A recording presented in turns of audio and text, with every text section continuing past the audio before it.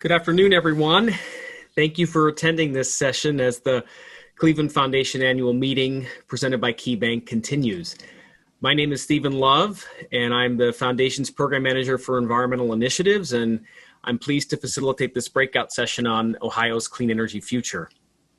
Joining me this afternoon, we have SeMia Bray, Co-Facilitator of Black Environmental Leaders. SeMia brings over 20 years of senior management experience in the nonprofit, private, and manufacturing sectors where she's worked to advance sustainable, resilient, and equitable economy driven by safe, renewable energy, recently serving as local director of Emerald Cities Collaborative. We also have Randi Leppla, Vice President of Energy Policy and Lead Energy Counsel for the Ohio Environmental Council. In this capacity, Randi works to advance clean energy and energy efficiency policies and projects, works with utilities and businesses to create and implement plans for carbon pollution reduction, and advance forward-thinking, cutting-edge energy policies through advocacy, communications, partnerships, and litigations. And finally, we have Karlton Lester, Cleveland Metro Director for the Ohio Environmental Council. An advocacy and policy analyst with diversity, equity, and inclusion mindset, Karlton leads OEC's local advocacy and policy efforts on matters of water, energy, public land, and democracy. Previously, Karlton worked as the Assistant Director of Government and Community Relations for Case Western Reserve University and as Special Assistant for Regional Collaboration for Cuyahoga County. Please feel free to use the Q&A feature at the bottom of your screen to ask questions as we go, and we'll take time at the end to answer as many questions as we can. So thank you again for joining, and let's begin our conversation. So as the fourth highest emitter of carbon emissions in the country, according to 2019 data, Ohio matters to our country's climate equation. Ohio also possesses the industrial, manufacturing, and human capital to really grow and thrive in the transition to a clean energy economy. Recognizing this challenge and potential, as Ron stated, the Cleveland Foundation has had a long history of leadership and support to advance clean energy policy and projects locally and across the state, including support for advocating passage of a renewable portfolio standard and energy efficiency standards bill in Ohio in 2008, and our continued support of LEEDCO and Project Icebreaker, paving a way for offshore wind in Lake Erie and the Great Lakes region as a whole. In Ohio, however, there have been numerous setbacks, obstacles, and obstructions to real progress on climate and clean energy. The latest, of course, culminating in the passage of Ohio House Bill 6 in 2019 and ratepayer bailouts for nuclear and coal generation in place of renewable portfolio standards and energy efficiency standards. Now in the wake of Hb6 and the ensuing corruption and scandal that's taken place, there's heightened awareness of the pervasive corruption that not only has held back Ohio's climate and energy goals, but truly created new ways to take hard-earned funds away from every Ohio family. And for Black and Brown communities already hardest hit by the impacts of climate change and air pollution, this incident of corruption represents yet another environmental injustice. And certainly amidst the heightened awareness and ensuing protests at the extent of the depth of our nation's racist history and enduring barriers, most acutely to the Black community's health, prosperity, and public safety, we know that immediate and sustained action is needed, particularly for the environment and climate community. These are issues that are inextricably linked. Racism and environmental injustice is at the heart of gerrymandered districts that deny impacted citizens' concerns to be heard. And we know that corruption is the sand in the gears of good governance that prevents communities from taking back power. And now in the wake of Hb6 and the economic downturn as a result of COVID-19, Ohio has a once-in-a-generation opportunity to advance comprehensive clean energy reform centered in environmental and racial equity, centered in growing jobs and economic innovation, and creating a level playing field for the clean energy field. Today's conversation will focus on how we get there and what's at stake if we don't. So we'll turn it to SeMia to begin our conversation. SeMia, thank you. Thank you, Stephen. Good afternoon, everyone. As Stephen said, I am SeMia Bray, and the comments that I will be sharing with you are a result of the legacy inherited from my grandparents. You see, in the early 60s, they used their democratic agency at a time when they could not freely vote. And they migrated from the Jim Crow South to Northeast Ohio, Cleveland specifically. So I actually am a member of the first generation in my family who was actually born with the right to freely vote. It is their vision, their courage, and their strength that inspires me to do the work that I do at the intersections of democracy, equity, and the environment.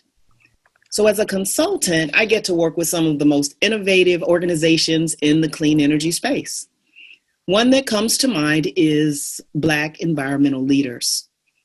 This organization was founded in Northeast Ohio, and Black Environmental Leaders stands as stewards of the natural and the built environment through collaboration and partnership, raising awareness and advocating for environmental and economic justice. Together, they are informing policy, programs, and developing young people within all sectors of the green economy. However, they can't do it alone. So the members of Black Environmental Leaders and their allies, like those on the phone today, on the call today, Randi and Karlton and Stephen and the Cleveland Foundation and others, we understand that when people come together for a purpose, like today, we're coming together about our interest in the environment and climate change, that brings us in the same room. And it is our collective humanity, though, that fuels the sustained growth of our work together. So, likewise, the Cleveland Foundation has convened our conversation today around Ohio's once-in-a-generation opportunity to shape its energy future in a more sustainable, scalable, and equitable way. So, we're also collectively going to look at how we can support that transition to a clean and just energy future for all. So in my work, people feel very comfortable asking me some very interesting questions at the intersectionalities of race and the environment, and I embrace this role. Things they always wanted to know, but weren't sure if it was okay to discuss it. So in this safe place, I'm going to speak to just a few of the terms that may be familiar to you that happen in this space. So one of them is equality. We hear that term often. Equality, as its pure definition, aims to ensure that everyone gets the same things in order to enjoy full, healthy lives. And it works best when everyone starts at the same place and need the same things. Now, similarly, equality aims to promote fairness and justice. However, it goes a step further and is just and fair inclusion into a society in which all can participate, prosper, and reach their full potential, unlocking the promise of the nation by unleashing the promise in us all. And so equality starts kind of like here, where you have some people here and some people here. So even if you have an equality situation where everybody gets the same thing, what happens is it still is not equity. It doesn't become equity until both get to this place together. So as I think about equity, I think about my dad. My dad is very knowledgeable and is a PhD bar none, except for one thing, the degree. He came through Cleveland at a time, as Ron Richards spoke about, where he was considered a essential worker in an essence. And so he spent 40 years in a career that was a cleaning man, because that was the type of job that in his generation he could have. What that meant is he's here, and some people that are in his same generation are here. And what that means is, even though there are benefits to all, there's still an inequality that happens. And some may say, wow, can we ever get to that place? Well, I say we have some examples, and one that I'd like to share with you is this. This is a seed. This is actually a giant ironwood seed. And from this little small seed right here can grow a shrub that will be upwards of 9 foot 8 feet tall. 9 foot 8 feet tall. So from small things, a concept of equity within Cleveland and us all working together, amazing things can grow, like environmental justice. Environmental justice is another one of those terms. It emerged from the concept in the United States in the early 80s. The term has two distinct uses, but the more common use is describing a social movement that focuses on the fair distribution of environmental benefits and burdens. According to the U.S. Environmental Protection Agency, environmental justice is the fair treatment and meaningful involvement of all people, regardless of their race, their color, their national origin, their income, with respect to the development, implementation, and enforcement of environmental laws, regulations, and policies. So the goals there are to achieve environmental justice when everyone enjoys the same degree of protection from environmental and health hazards and equal access to the decision-making process to have a healthy environment in which we live, learn, and work. Another term that I'd like to just touch on is marginalized communities. We hear that term often. That really is speaking to groups and communities that experience discrimination and exclusion in all of those areas that we've talked about. We're talking about social, political, and economic. And it is because of that unequal power in relationships across the economy, the political scene, social and cultural dimensions that inequality exists. So, one of the resources that we can look at and look toward to turn that around is Policy Link's Racial Equity Atlas. This atlas is designed to democratize equity data and to advance the conversation on equitable growth, informing the community action. And we can achieve that by doing several things. One is equity in management, training, and higher education opportunities, ending with the attainment of jobs in the future, ensuring equity in infrastructure and clean energy investment, building multi-racial alliances, coalitions, and movements that advance policy change, and strengthening democracy by increasing the participation of marginalized groups, expanding voter rights while preventing rollback, and building leadership development pipelines. This all happens one decision at a time, and it will be fueled by our common humanity. So, as I get ready to transition to my colleague, I'll just leave you with a quick story. Over the weekend, I had the opportunity of pulling crabgrass around my garden.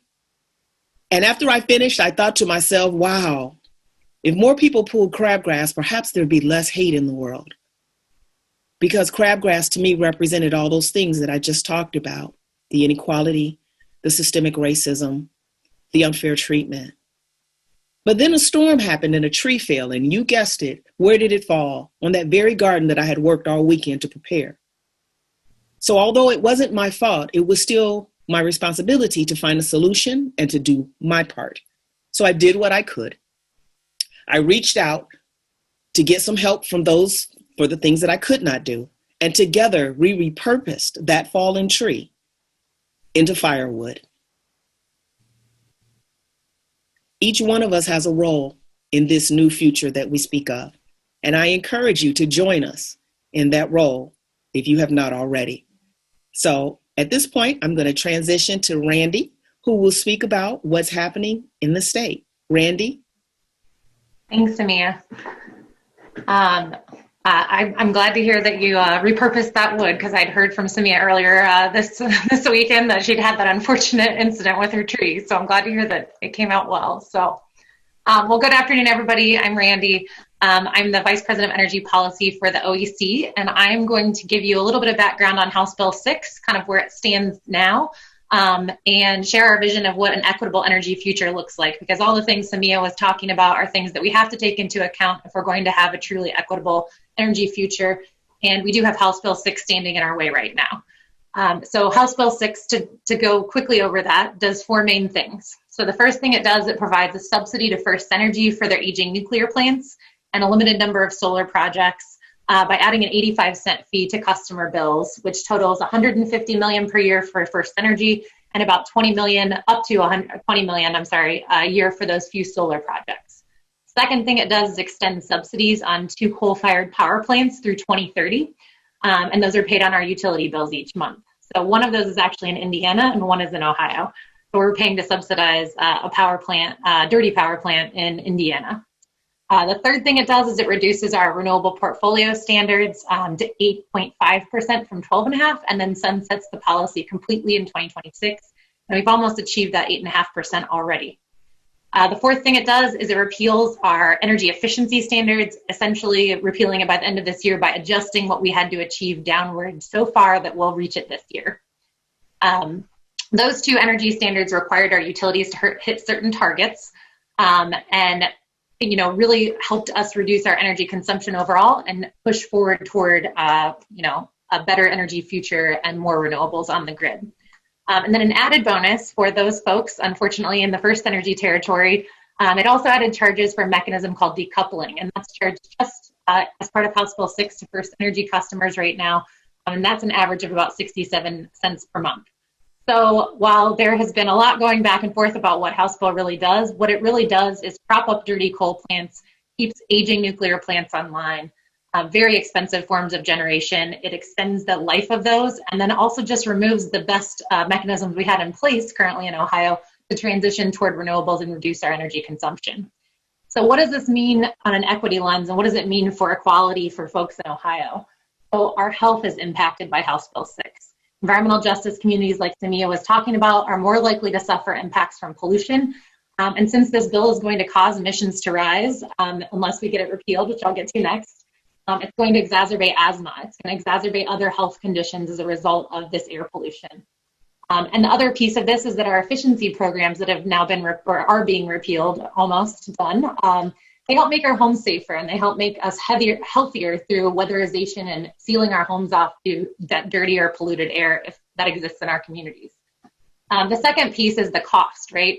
So as I said, that this bill is, or this House Bill 6 is going to make our bills, our utility bills, go up. It already has. Not all of the charges have gone into effect yet. Some are still to come if this bill remains on the books. So relying on this old, expensive generation and removing efficiency requirements that actually help us reduce our costs on our utility bills is really problematic, especially for our environmental justice communities that are often under-resourced, underserved, and left behind. So those efficiency programs really do help us save money, and that's one of the biggest components of this bill that I think is going to have, really significant impacts on our health and our wallets. We did run a new analysis. We had one done last year, and now that we're back in the repeal fight, we've had another one done.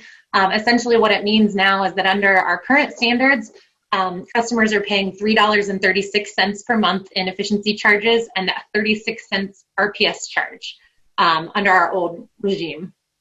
We were earning $7.71 in monthly savings for our efficiency. Under House Bill 6, that monthly charge is reduced to $2.35, but the whole $7.71 is wiped out. So essentially, the Ohioans' bill is going to go up on an average of $7.01 per month now, moving forward. So where do we currently stand? There are currently 3 bills pending for repeal. The bipartisan Senate Bill 346. On the Senate side, there is a Democratically sponsored House Bill 738, and then a Republican-sponsored House Bill 746. The House and Senate have come back this week to newly scheduled session dates, and newly elected Speaker Cupp has formed an energy committee. So this may not be moving through the repeal process quite as quickly as we had thought. And the other piece today is that the Senate is actually meeting at 3:30 today for sponsor testimony on that Senate bill side repeal bill. So what does all this mean for us? We would love to see this bill pulled off the books in full so we can talk about what a real energy future looks like for Ohio. Because I can tell you that House Bill 6 is not the one we want. And that we have a lot of things to fix. There are a lot of things that we could do that would be really, really great. So to SeMia's point, what we need to do is really fix our democracy overall. That would be helpful, right? We need our legislators to be doing what's best for Ohioans and not our corporations or our utilities. We need policy changes that ensure they can't wield undue influence over our legislators, our regulators, or executive staff. So things like requiring disclosures of different types on lobbying and things like that. We need a really deep review of First Energy and its subsidiaries. All of this occurred with a backdrop of First Energy Solutions, as I'm sure most Clevelanders know, proceeding through the bankruptcy phase. And they've come out on the other side as Energy Harbor. So we really need to look at how those relationships unfolded and what was going on at the time. And then what we really need to do is think about that equitable energy future. What does that look like, right? We have a huge opportunity here to not only move toward a zero carbon future to fight climate change, but to do it in a way that uplifts all Ohioans. There are over 114,000 clean energy jobs, at risk because of House Bill 6. We know because of the amazing wind and solar resources in our state, if we leaned into renewables, if we leaned into energy efficiency, we could grow the number of good paying local jobs rapidly. Projects like the Icebreaker project, offshore wind project here in Cleveland, would drive job creation. And we know that that would inject over $250 million into the local economy. And so if we look at this and prioritize BIPOC and women-owned firms in our procurement processes, we would be able to achieve a more equitable landscape in Ohio, because we would be doing what SeMia was talking about. We'd be rising everyone's boats together, right? So those are the types of things that we really need to address. And we need to address the fact that our low income and moderate income communities have been left out of not just the economic side of things, but the environmental benefits of clean energy. We've failed to make heavy investment in energy efficiency. We've failed to have community solar that works for Ohio. All of these equity considerations need to be part of a review that we go through to make sure that this is an equitable energy future we are moving toward.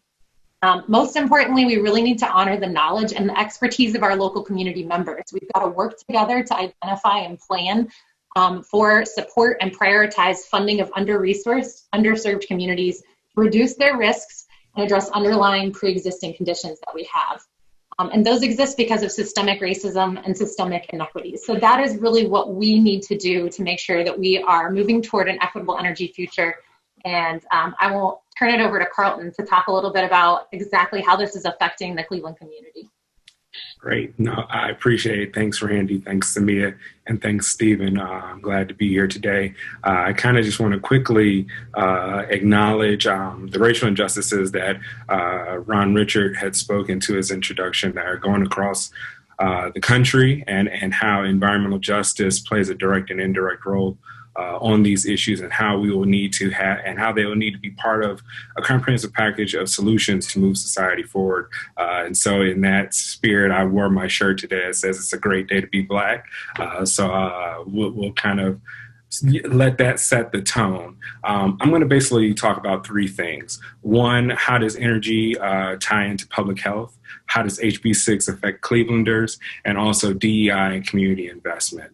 So first, when we talk about energy generation and public health, one of the biggest issues we have in this area are respiratory issues, whether it's asthma, chronic respiratory diseases and failure, heart failure, low birth weight, cognitive issues, heart attack, stroke, infant mortality, which is a huge issue, cancer, and much more, with youth and seniors specifically in minority communities and Black communities being the most at risk. And that's because we have a lot of fine particulate matter from coal-fired power plants that leads to these disparate health outcomes. NOACA, the Northeast Ohio Area Coordinating Agency, every day they provide these color-coded monitors of air quality, and actually last week I think almost every day was in the yellow, which meant that there was a higher than normal risk than usual. And so why is that? And that's because of our proud manufacturing past. What gave us glory is also causing some of the issues that we've seen in the long term. Like I said, largely Black and brown communities have been at taking the brunt of these because that's where they're located. When you look at communities like the Broadway area, like the Kinsman area, and those things that have heavy industry and things like that, those are predominantly, if not entirely, Black and lower income communities. And so we have to be able to address the systemic redlining of industry in Black communities, not just residential, but it was also commercial, and how that has created the public health crises we see today, and how that has leaked, and how a lot of those chemicals have leached into our water systems, which goes beyond the energy sector, but it's still within our environmental framework. The other thing is that there are fine particulate matters that have been carried over into Ohio from other states. And as Randi mentioned, predominantly that first energy nuclear power plant in Indiana that was part of the Hb6 provision. And what does that mean for Ohioans, both from a public health and a financial burden standpoint, and disproportionately so? Clevelanders are bearing the brunt of that, not just in the health outcomes, but on the financial outcomes, because we are disproportionately make up the majority of First Energy's client base. And so we have to think about that. And one of the main things with pollution that has carried over and that is generated here in Ohio is mercury in the air. That is a huge, huge issue, and that is really the trigger or the true carcinogen for a lot of these health disparities. And one thing that we look towards and need to move towards, whether it be funding, resources, or partnerships, is how do we, as an environmental community and a philanthropic community, as well as a public health community, integrate and work with each other. One of the things that we at the OEC have had the benefit of doing is partnering with Ohio Clinicians for Climate Action, OCCA, which is a statewide organization, but they're largely based here in Cleveland, and has incredible leadership. And so we need to figure out how do we continue to build not just champions in the environmental sector, but we need to figure out how do we build champions in medical fields and in other community areas, and also within our health and human services sector, and those systems, whether it be JFS, DCFS, senior and adult services, how do we continue to educate and provide resources and things like that to the community so that we are more knowledgeable of the environmental justice impacts and how those do tie into economic injustices as well as social and racial injustices. In terms of Hb6 and Clevelanders, first, it starts with voting. Voting is key. We need to make sure that we're supporting and encouraging those to support leadership that has a strong, comprehensive environmental policy at every level, whether that's federal, state, or local. The other thing is that when looking at Cleveland, as I mentioned, we make up a large part of not just their territory, but their disproportionate share of their ratepayers. And those rates are skyrocketing. As a matter of fact, in August, Randi knows, I sent her a bill that we had, that I have from my home from First Energy, and that bill was over $500, which is crazy. And don't get me wrong, we kept the air conditioning on, but it wasn't that much. So if that happens to me and folks who are in the environmental sector, what is the response and what are the outlets and resources for folks who don't have that opportunity or skill set or background in environmental education to know what's going on and why and who want to rightfully know why their bill is $500, $400, $300, and it's an increase of over $100+ from before. And so we need to figure out how do we address that. And one of the things we can do to address that is by demanding that all of these utilities find ways to get to 100% clean energy generation. That means contacting First Energy, contacting your state legislators, contacting the Public Utilities Commission Authority, PUCO, and making sure that they hear our voices as a community, but also hear and understand what is going on throughout the state, because what's happening here in Cleveland is also happening in Columbus, it's happening in Cincinnati, and happening into rural communities as well, which tend to be more low income similarly. So how do we create that common thread that goes bipartisan, but also goes across the socioeconomic and racial spectrum, because everybody's going to be affected by this. The other thing that we can do is push the importance of alternative energy projects and grassroots organizing. So as Randi mentioned, that means supporting projects like Project Icebreaker, which are the wind turbines on Lake Erie, which will hopefully create 500 jobs. Supporting organizations like we do, Cleveland Owns Co-op, they're creating community solar gardens in Huff, Tremont, and Cleveland Heights. Exploring how do we understand and get more integrated into hydroelectric. We have one of the greatest resources in the world, and that is water, and we have it in abundance with Lake Erie and the other Great Lakes. And so why don't we use that as a hydroelectric system similar to other areas?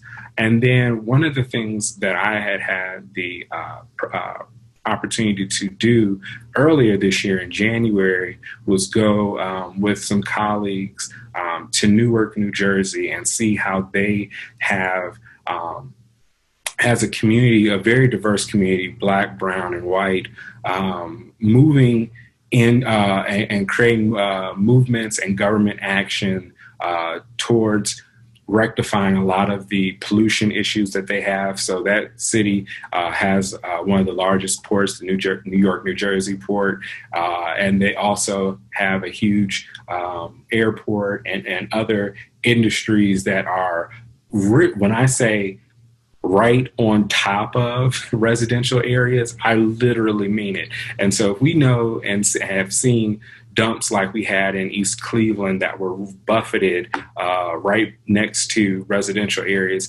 it's very similar, if not worse, that was happening in Newark. But they moved and rallied as a community to advocate and talk about those things. And I think that's the next step we need to have here in Cleveland. We've got a lot of great partners that OEC works with that SeMia works with, that the Cleveland Foundation works with, but we've got to figure out what is the next step to get things moving. And I think that comes from hearing the community's voice and them demanding the change, especially from the government level.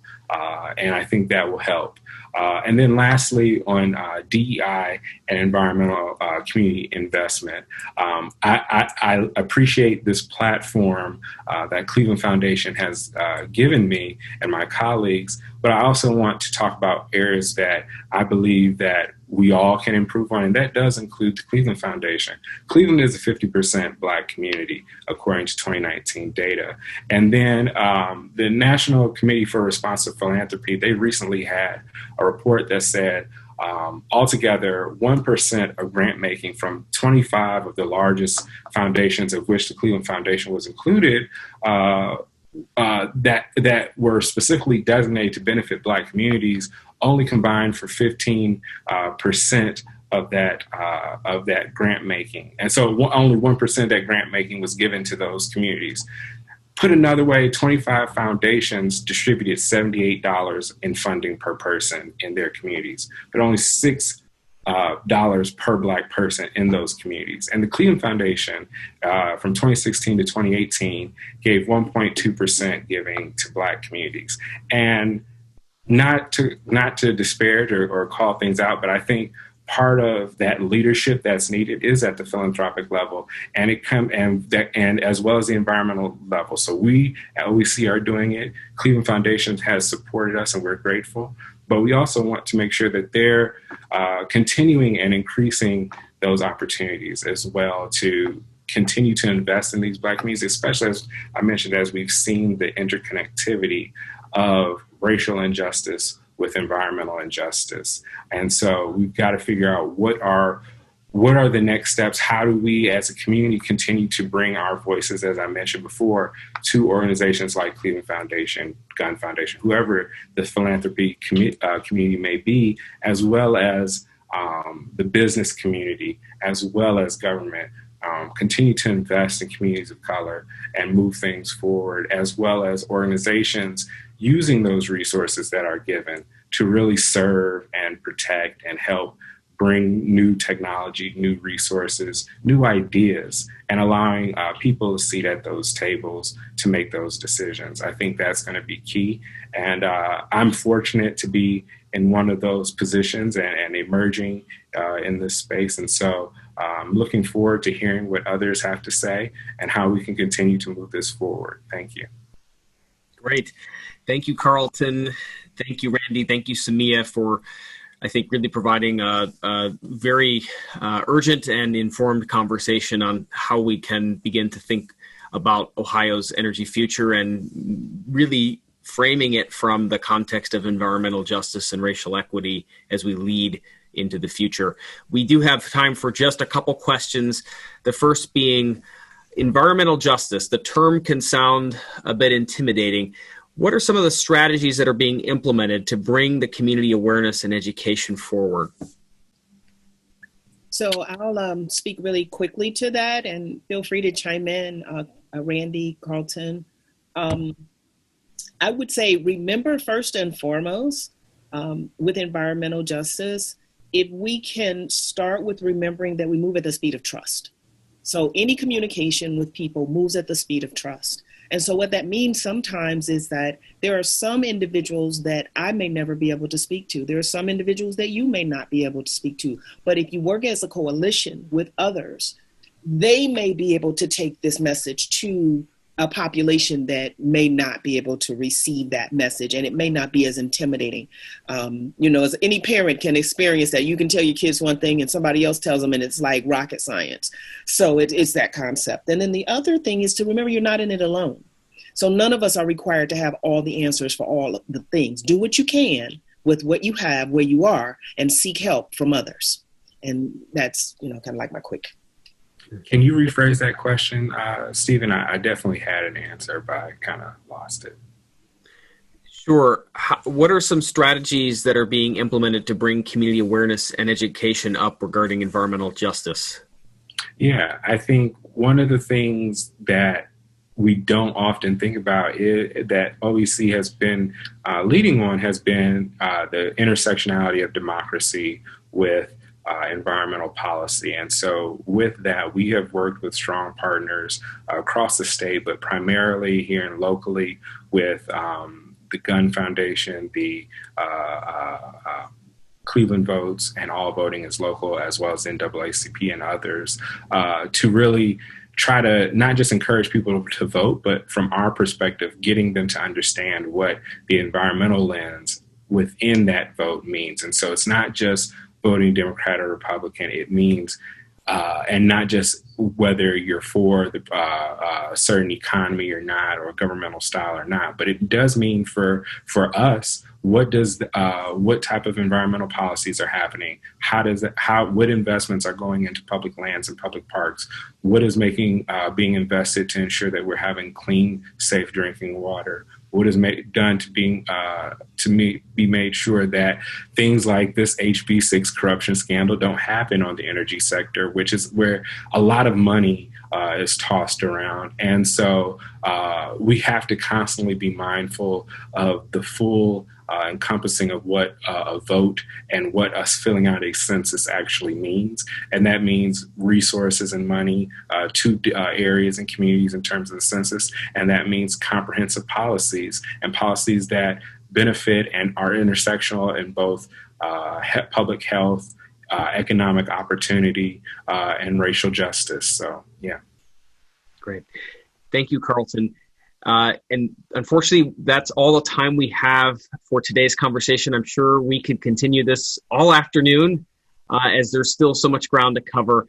But thank you again, everyone, for attending today's session. We hope you enjoyed our conversation. SeMia, Randi, Karlton, thank you for participating today. And please join me in a virtual round of applause for all of our panelists who are really great to contribute to the conversation. After today's session, you'll receive an invitation to take a brief community survey. We greatly value your feedback, so please consider your thoughts on today's event, as well as your vision for Greater Cleveland. Also, there's still time to register for more exciting annual meeting week activities on Wednesday, Thursday, and Friday. Please check out the rest of the series at www.clevelandfoundation.org/annual meeting. Take care, everyone, and hope you all have a great afternoon. Thank you. Bye.